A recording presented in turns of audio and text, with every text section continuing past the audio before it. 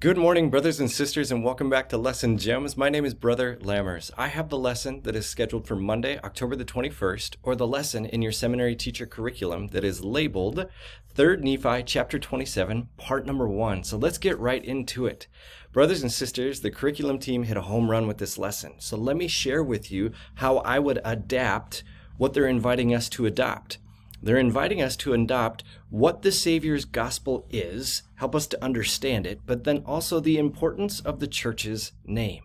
Again, this lesson is fantastic, so let's get in how we can make it our own. So if I'm going to make this my readiness, how do I engage my students when they come in? If we're using a song or prayer in a hymn or in a devotional, how to start our class, how do we get into the lesson after we've started our class? That's what is called my readiness. And so in my readiness, this is what I want to invite my students to consider.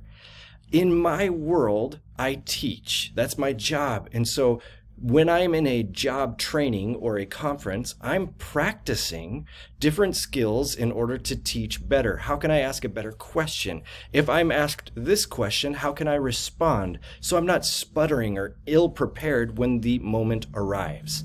So in your experience, brothers and sisters, I'm asking my students now, who has an experience like this where it worked? Here's your experience. Here's the scenario. Have you ever had an answer or a statement, a presentation, a set play in sports, etc., prepared and practiced before you needed it?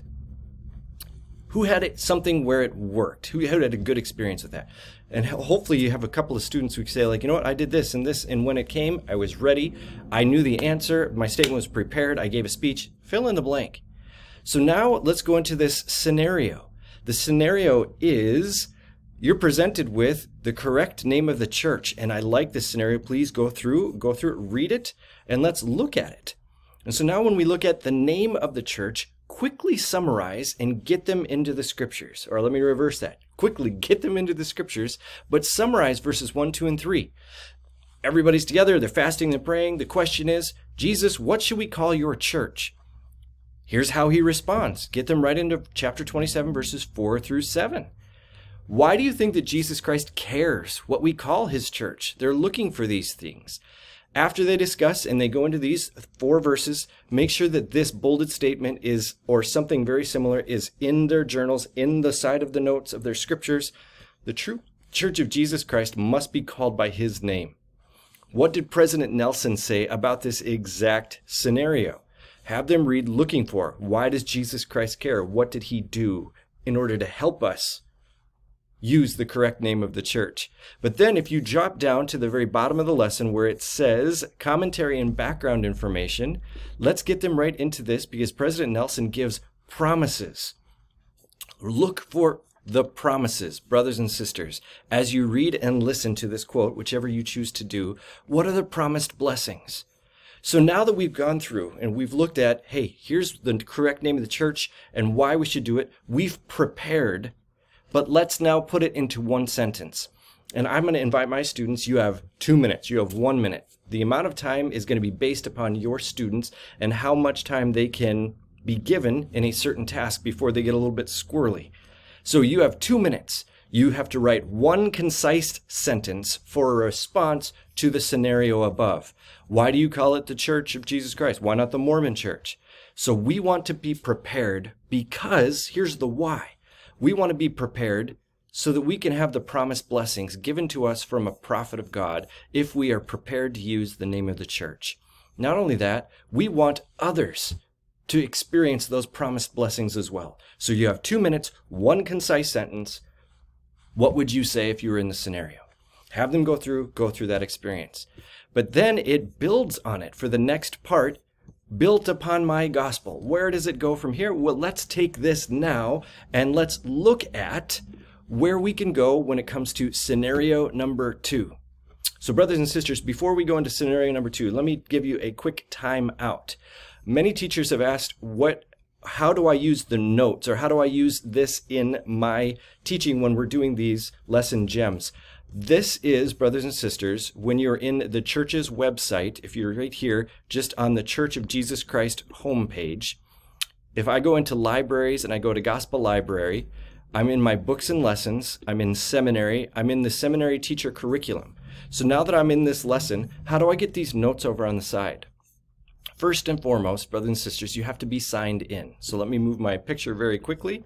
And at the very, very top of the page, you'll see right here, I'm signed in with my church username and password.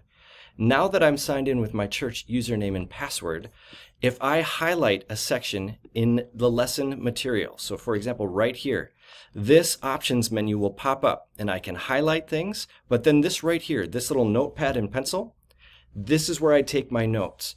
A quick way or a quick help in order to know how to do this well, if you go into the Lesson Gems homepage in YouTube. So if you go to YouTube and if you just type in Lesson Gems and you search for it, this right here, Lesson Gems icon will pop up. If you click on it, here's the foundation series. There are 3 foundational lessons that will never leave, and it's right here. Amazing tools in the Gospel Library app. If you'd like to know how to use the notes or how I use my notes, as a lot of teachers have asked, how do you do this? This will show you how to do it. And I will include that timestamp where you can access that lesson right in the description below. So where is the description and how do I access it? If I'm watching this video right here, I go down right here where it says comments. If I go to more, if you go under more, here's all of the timestamps. And if you're going to go make notes, it's on 554. So I'll include that in this video's description. So let's jump right back into our lesson. So if I'm in my lesson here and I want to now have scenario number 2, we've talked about the name of the church and why it is important, but now it's built upon my gospel. So how can we be prepared to respond if someone asks, what is the gospel of Jesus Christ? So let's prepare ourselves. Go into verses 8 through 10, looking for what is the gospel? Church of Jesus Christ is built on my gospel. Have them get into verses 13 through 22, looking for this. One adaptation that I may use, and let me share this insight with you, the brand new curriculum for 2025, or the Doctrine and Covenants curriculum. And here's how you access that curriculum, brothers and sisters. So if I am in the Gospel Library section, I go to Gospel Library, I go to Books and Lessons, I go to Seminary, right here, Doctrine and Covenants Seminary Teacher Manual 2025. Let me share with you a new section. If you scroll all the way down on the bottom to the appendix, in the appendix, you have a section called Ideas for Variety.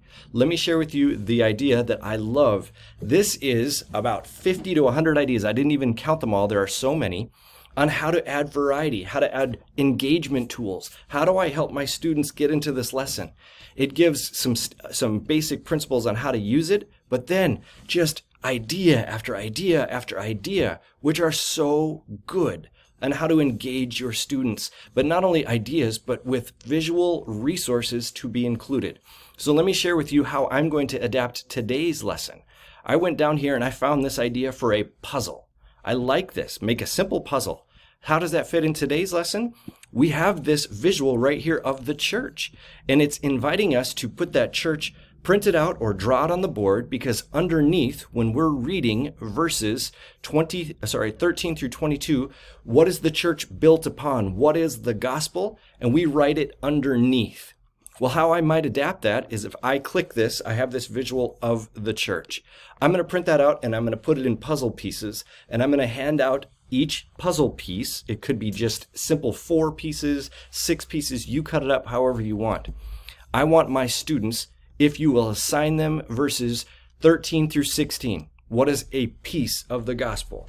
Have your students put it on the back of this piece of paper or a back of the puzzle piece. What is the gospel and what is it built upon? If you don't like the engagement activity that it has right here, you have some ideas for a variety and the one that I'm going to use. Lastly, in this lesson, brothers and sisters, they have prepared themselves to answer the question, what is the gospel of Jesus Christ? Why is the church built upon it? Have some searching questions. Why do you think this gospel is this? Why is this aspect part of the good news? But then the invitation to act. Have them write their sentence again. What is the gospel of Jesus Christ? How do I act upon it? Why is the church built upon the gospel? So brothers and sisters, as I mentioned, this lesson is fantastic. There are so many wonderful resources, but I hope that these two resources of the Gospel Library app training, but also the ideas for variety found in the new curriculum coming in 2025, which is available for you, can be a blessing in your lesson preparation for right now. The ideas for variety are not lesson specific. They are just ideas to help your students engage. So I love the intent of today's lesson, the desired outcome. How can I use the correct name of the church, but be prepared to use it? And what is the gospel of Jesus Christ, and why is that church built upon it? I love the gospel of Jesus Christ. I love the Savior's church, and I love him. Teachers, you are so incredible. Thank you for all that you do. Go get it.